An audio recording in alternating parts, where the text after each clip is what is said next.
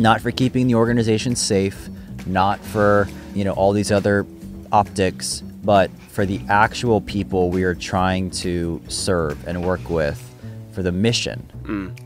Is this irresponsible not to try for them? Yeah. Hello, and welcome to this episode of Nonstop Nonprofit. Coming from a cathedral of redwoods, from shared moments between a collective of concerned colleagues, this special episode of the Nonstop Nonprofit podcast brings together two visionary nonprofit leaders, Justin Wheeler and Brett Hagler. Justin is the CEO of Funraise, the intelligent fundraising platform, and Brett is the CEO of New Story, a nonprofit pioneering solutions to end homelessness. Together they sat down at Camp Redwood, a creative gathering for social entrepreneurs, to talk about the state of the nonprofit industry, now and long term. As he and Justin discussed leaning into opportunities, Brett said, the harder, more courageous decision will likely come with short-term pain, but the big idea we have is going to bring so much more growth that it's almost always worth it. Knowing how and when to take that step is the crux of his conversation with Justin. Tune in to hear nonprofit leaders just like yourself discuss stretch goal strategies, the crossroads of opportunity and obligation, and the value of using software as a strategy. So join the conversation.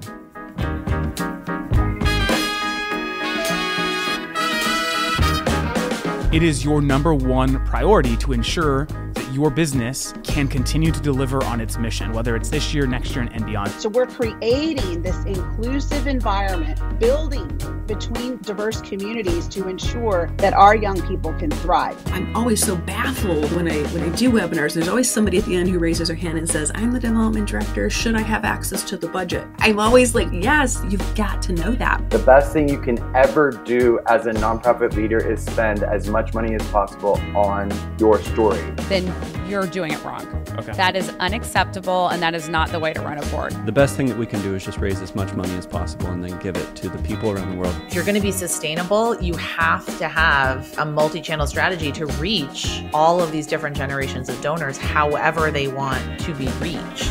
One of the principal values that we carry as an organization is to lift grace over guilt. And we believe that grace is the greatest agent for change that anyone can ever experience. We all need each other in terms of other nonprofits working together to solve things. The more nonprofits can give their donor base that experience of the impact that's being made on the ground level, there's nothing else you have to give someone.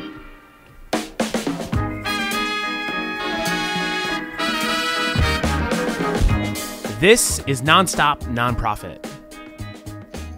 So we're in the middle of the Redwoods. Yes. And we're here for what we're calling Camp Redwood. Yes. An idea that you had about a year ago to bring nonprofit leaders together, or social impact leaders, I should say, together. Can you tell us a little bit more about what Camp Redwood is? Yeah, it's our first event or gathering of different founders, CEOs, and executives of social impact organizations that all have really important missions.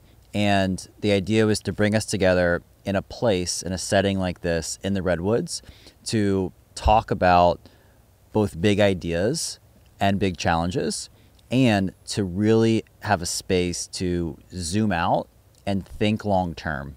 And that's been so much of the messaging here is how do we create an environment that, the tagline is we're inside nature, but we're outside the box. And it's a space where people can really think and imagine ways to do their work even better, and then be surrounded by other peers that they can relate with, because we're all thinking in a similar way for our mission. And so we wanted to bring in speakers that can contribute to that. We wanted to also really focus on innovation and what that really means practically, and be able to have a setting where we can all dialogue and discuss what that means, and also what are actions that we can now take this year that will lead us towards the long-term thinking that we've talked about. And so, that's what it's been about. And started off by just inviting a lot of people that I've got to know in building New Story during my social entrepreneurial journey. And that was a lot of the group that was here. Amazing. When you were thinking about this maybe the first time you and I talked about it was like maybe a year ago, and you were thinking, and like at that moment we were thinking, I hope we can achieve X. Yeah. What do you think was achieved from this last few days, bringing together some amazing speakers, amazing leaders? Did it achieve what you were hoping it to achieve?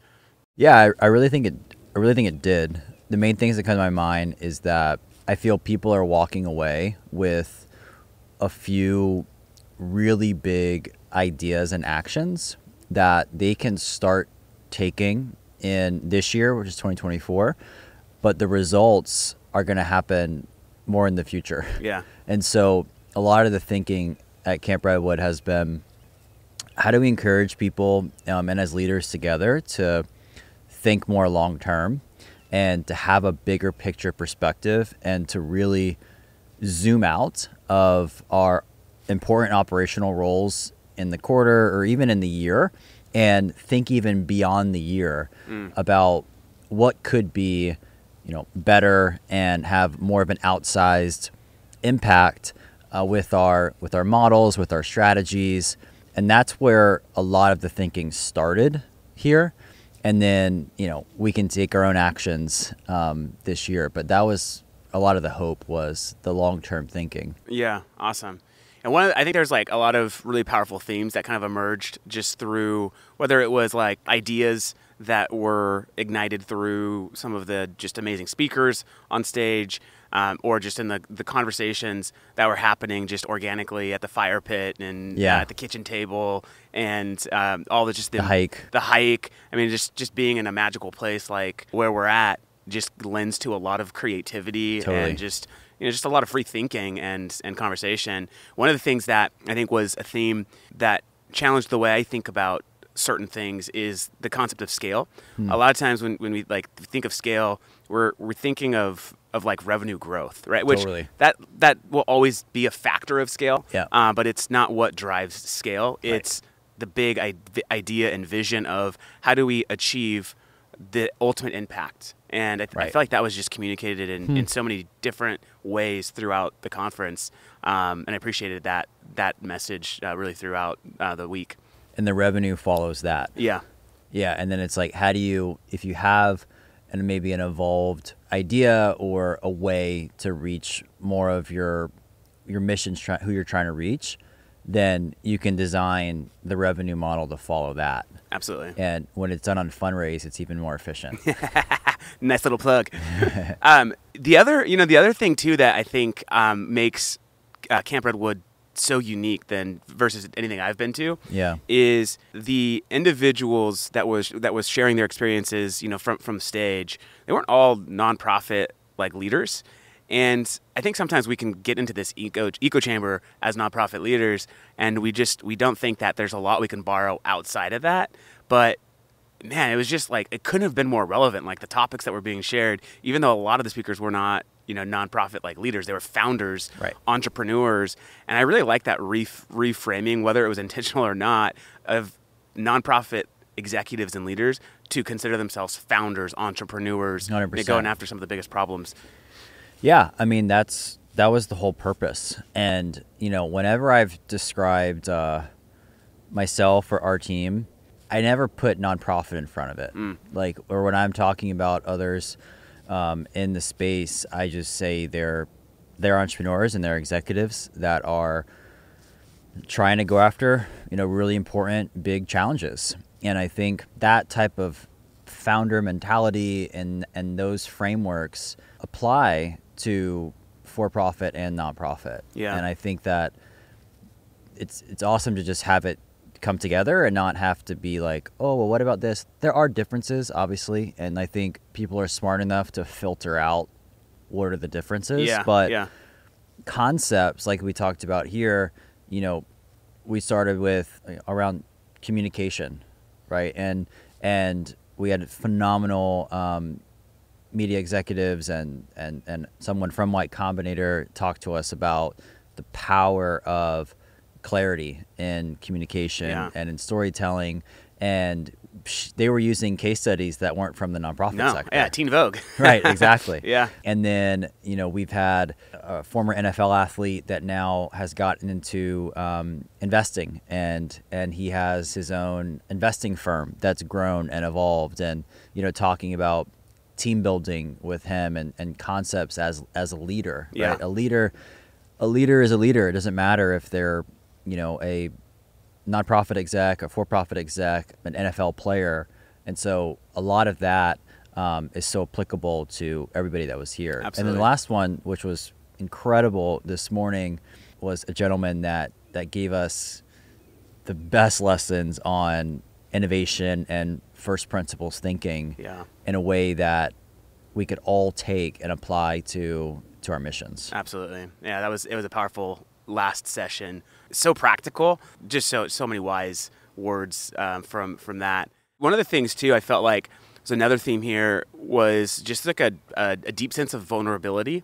Yeah. And I'm curious from your perspective how intentional that was, because a lot of the speakers talked about their failures. Yep. And there was, I don't know if over the last 24 months, just kind of your guys' transition to where News Story is at, if that was intentional or if that was just something that organically happened. You often don't hear people talking from stage about failure and where that takes them. But there was just that, I feel like that really set the tone for just the whole last couple of days as people connected, offline and so forth. So was that intentional, or was that just kind of a product of just bringing great people together? It was intentional. And I'd say that, first thing was, I think I live in New York City now, but I used to live out in Silicon Valley, and News Story got a lot of our start and our DNA being out here, kind of where we are now in California. And I think there's just a culture here that is more open to, of course, risk taking, and knowing that if you're going after something that is challenging but is worthwhile and meaningful, there is definitely a chance it's not going to work. Yeah. And that doesn't mean you shouldn't go after it. And even if it doesn't work, that doesn't mean that you shouldn't have tried or you shouldn't have done it. Yeah. And so I was intentional about having, I won't say their names right now, but 2 phenomenal social impact founders that I would probably put up there in the top 1% if you just had to say by capability. And they both told stories about things not working. Yeah. And a company or a startup ending in a way that was not the vision, but they had the courage to go after something, try it, and there was, a purpose in all of that. So that was, I think, one is just kind of being out here and more of that culture. And then the other thing is making it feel real and authentic to other founders, that if we're going after a big vision, it's going to be a long-term journey. Yep. And along that journey, there are going to be times when you're absolutely crushing it, and that's going to feel great. And there's also going to be times that are really freaking hard and are challenging, and you're messing up, you're missing numbers. And then obviously there's a lot, mostly probably is in the middle of that, right? Absolutely crushing it and challenging. But I wanted to be real about some of my journey, my story, and how we've had a lot of challenges over a 2-year period, missed numbers, all these things. But ideally, it's all in service of the bigger vision and the long term. And that was what we were trying to communicate together. Yeah. Because I think there's this perception for people looking on the outside, and I'm talking specifically about organizations that look to News Story or other kind of iconic brands in the social impact space as they're always up and to the right, and it creates this pressure that, man, if they're always up to the right and we're not up to the right, what are we doing wrong, right? But the reality is, no, there are going to be these dips, or there are going to be these challenges that is just for every organization is going to face, regardless of how amazing it looks from the outside. And I think that vulnerability, I heard it from so many different people talking how that was so beneficial and refreshing to hear, that we're not alone in the challenges. And one of the speakers yesterday said, he's like, if success is like up here, there's no, I think the phrase he uses, like, there's no escalator or elevator to it that gets you up there faster. You just have to grind it out, and you're going to have to put in the work and work your ass off. You have to work as hard as you possibly can if you want to achieve, whatever your vision might be. Mm-hmm. And I think that that message of grit, and you're going to fail, but if you get back up and you keep trying, eventually you're going to come out with a win. And I think that was a really nice, succinct message kind of throughout the last couple of days. Yeah, I agree. And the thing I'd add to that as well, when we think about making, which is what we try to talk about a lot here, of these, like, you're going to have these bigger decision points, right? And the gravitational pull is going to be to do the easier decision, right? That means maybe less shakeup, less fear, less change. And sometimes it's wise to do that, obviously. But sometimes you can look at the harder decision, and it will likely come with some short-term pain or challenges. But on the other side of that is ideally a whole bigger opportunity that you would have never had if you didn't go through the hard period. Yeah. And I think that would be the more courageous decision to make for your mission, right? For the long-term mission, and being able to zoom out and say, I don't want to, but if I have to take some shorter-term pain, and even if that could be a year, right? Or for News Story, it was almost 2 years where things were more challenging, more painful than I was used to, or we were used to, or honestly is even sustainable. But it was all in service of what's on the other side of that. Yeah. And is what's on the other side of that worth it enough to go for it? Yeah. And I think founders and executives, like, that's the big stuff. Yeah. That's the courageous stuff that you get to do and make those decisions. And now, enjoy this break from your friends at Funraise, the nonprofit industry's most innovative fundraising platform. Funraise provides exceptional, innovative, and friendly fundraising technology focused on nonprofit growth. Made for fundraisers by fundraisers, our state-of-the-art platform integrates every core aspect of front and back-end fundraising management into a convergent platform perfect for nonprofiteers like you. Every day, we celebrate nonprofits like UNHCR and National Wildlife Federation as they trust Funraise to power fundraising campaigns around the world. Warning, we go through a lot of confetti. Get started raising the funds and the fun at funraise.org. That's FUNRAISE.org.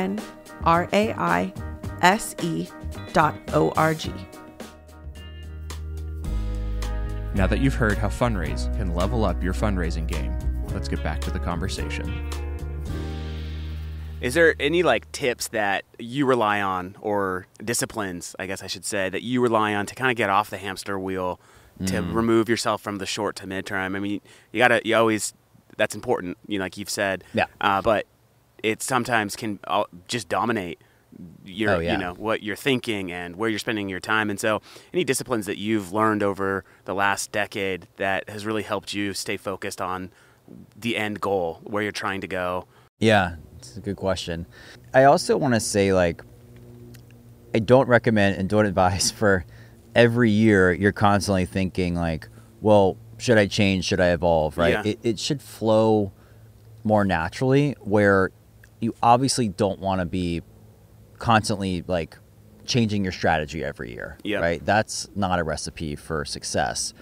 I think that you do over, a course of time or a period, you do learn a lot from maybe how you started, right? So you're gathering all these data points and these learnings, and you're getting insights into, what would it take to make this, whether maybe 100 times, I don't even want to use the word bigger, but I'll start with that, 100 times bigger, or 100 times better, or higher quality, right?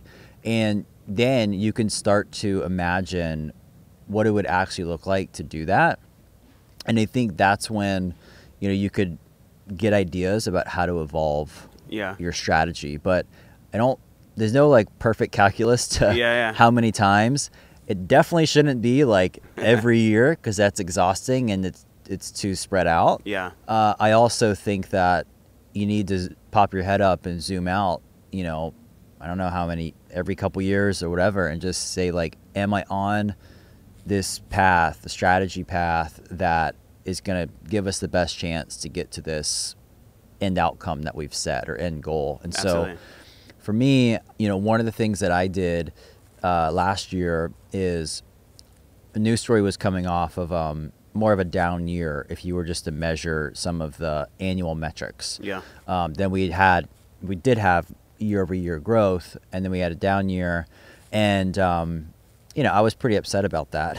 It was our first year that I felt like missed the mark. We didn't do what we said we were going to do, and I did this exercise where I didn't, instead of just looking at those 12 months and judging how I feel based off of those outcomes, I drew almost a 16-year chart, and I said, I want to look at the first 6 years of building News Story, and then this year I just went through was a dip, and I think the next year might even be flat or a dip. But what we're building during that dip, because of the big idea that we have to evolve, on the other side of it is going to be so much more growth. Yeah. That it's worth it. And then I basically looked at it almost as like a stock chart that would tell a story of, this was our path if we didn't make this strategy change. And it's a nice path. It's good. And then this is the path that looks like making this change, which came with short-term dips. But then on the other side, it was so much more than if we didn't make that decision. Yeah. Something you said, I think it was the first day, and I'm putting together maybe that this period, this dip period was also a pivotal change for News Story, in that you said something along the lines of it'd be irresponsible not to try this. Mm-hmm.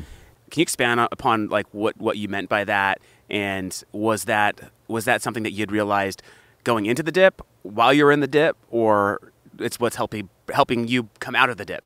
Yeah, I think that's a framework. I'll tell the quick story. That is a really important question for founders, executives, and their boards to think about. And when you have a big decision to make, right? That could be, should we invest into this program or R&D project that there's a lot of risk to it, right? But what's the upside, right? And then you kind of make the calculation, okay, if it works, right, given the amount we're investing, which probably don't want to bet the whole company on it, right? but what amount that we're investing from our budget is enough to say, if this works for our mission, for the people we serve, it's actually irresponsible for us not to try it because of the upside. And you have to be willing to have that trade-off of, well, it might not work, and why would I spend money on this thing that I know is not going to work if I can just go serve people that with my current program that I know already works? Yeah. Right? And the answer would be because you're trying to get more lift or more reach in a way that's the only way you can do that is by trying something new. And so, it'd be, is this irresponsible not to try? Yeah. And that's like a judgment question. And then when News Story decided to evolve a lot of our program model and funding model and business model, the question that I asked myself and our board was, we could keep doing what we're doing, but we really believe this is a path that would impact more people for our mission. Is it irresponsible for us not to try this? And not for keeping the organization safe, not for all these other optics, but for the actual people we are trying to serve and work with for the mission. Is this irresponsible not to try for them? Yeah. And it sounds like you really leaned into that, and you're doubling down and going for that upside shot. Yeah. It's going to be fun to watch your guys' progress over the next several years.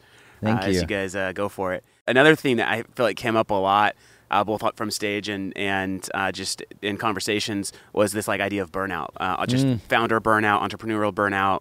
What do you do to stay ambitious, especially over the last 8, 9, actually year 10, going on year 10 at News Story?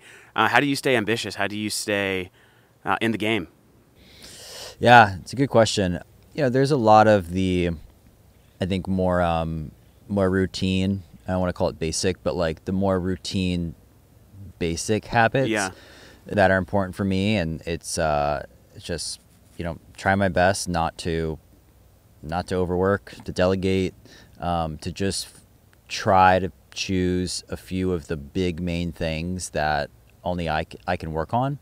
So I think from just like an time and management standpoint, that helps, of just being smart about not being too, everybody has their own limit. So I don't want to say certain hours. I love working hard, but obviously at the same time, you have to be wise about it. Yeah. Being smart about sleep, fitness, all that stuff, diet.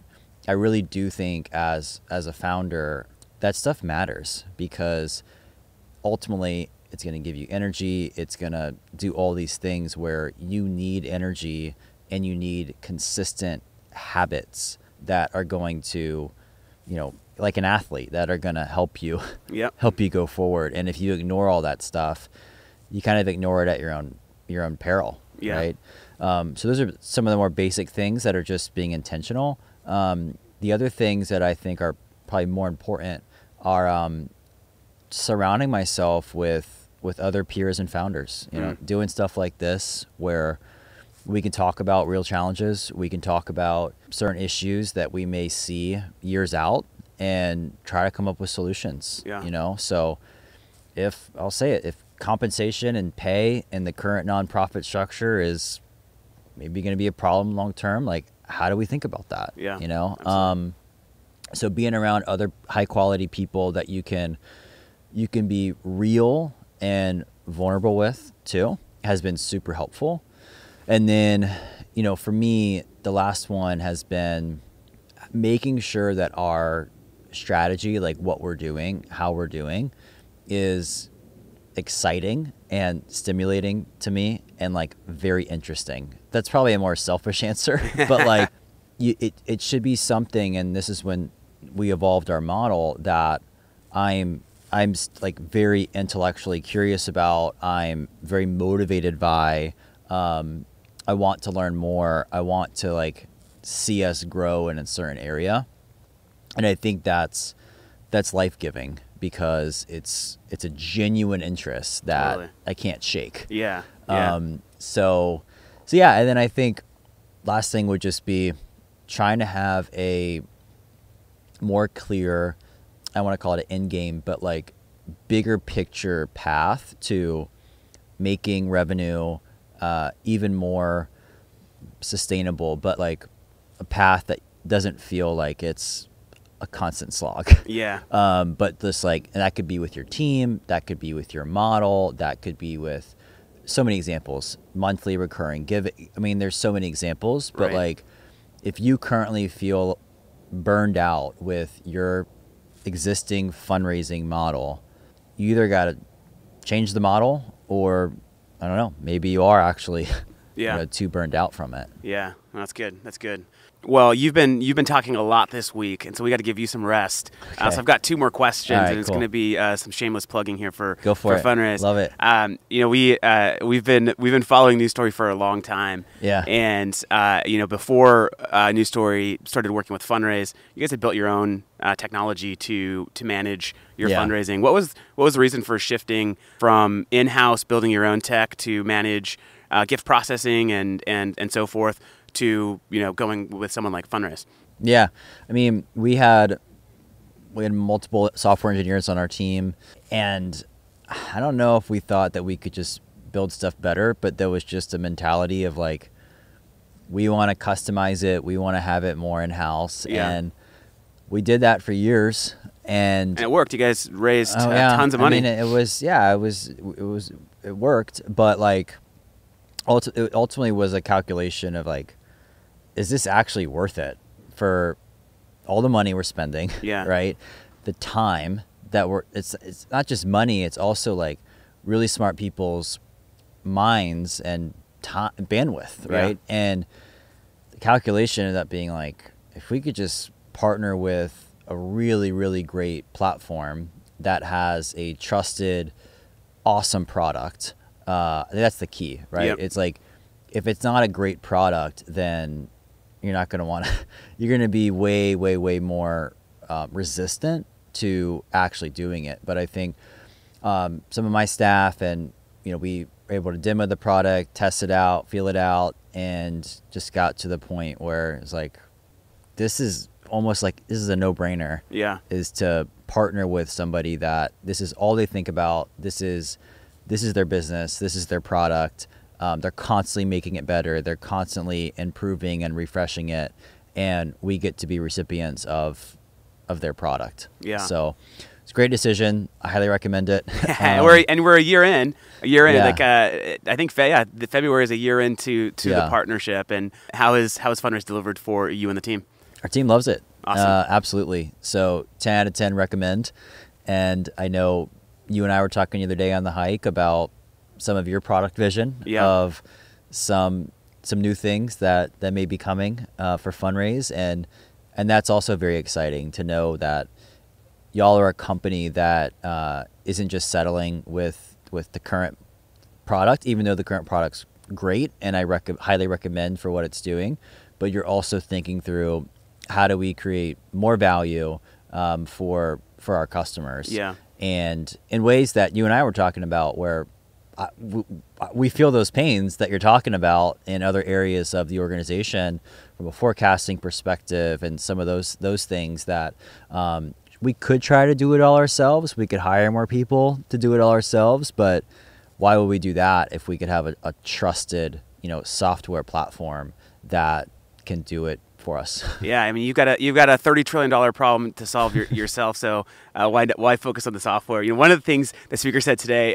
the Instacart story about how there was several companies before Instacart that just had failed, and then it was like the right time. Same with like Uber. Like Uber wouldn't have worked if people didn't have a smartphone in their hand. 100%. And what I'm excited about where Funraise is going next is really because of where technology has come. Totally. Started Funraise 8 years ago, and where technology is at today, specifically around AI and what we can do with that to help strengthen an organization's ability to fundraise and to have more insightful intelligence about their donors and what's happening at the ground level. It gives me a lot of energy for the future, because technology is progressing in such a way that's just going to make us be able to innovate at a faster clip and provide better and more value for the nonprofit community. Yeah. So, Brett, thank you so much for letting us be a part of Camp Redwood. An honor to have y'all. Look Been forward to amazing partner. Absolutely. Thank you. Yeah, thanks. Thanks for listening to this episode of Nonstop Nonprofit. This podcast is brought to you by your friends at Funraise, nonprofit fundraising software built by nonprofit people. If you'd like to continue the conversation, find me on LinkedIn or text me at 562-242-8160. And don't forget to get your next episode the second it hits the internets. Go to nonstopnonprofitpodcast.com and sign up for email notifications today. See you next time.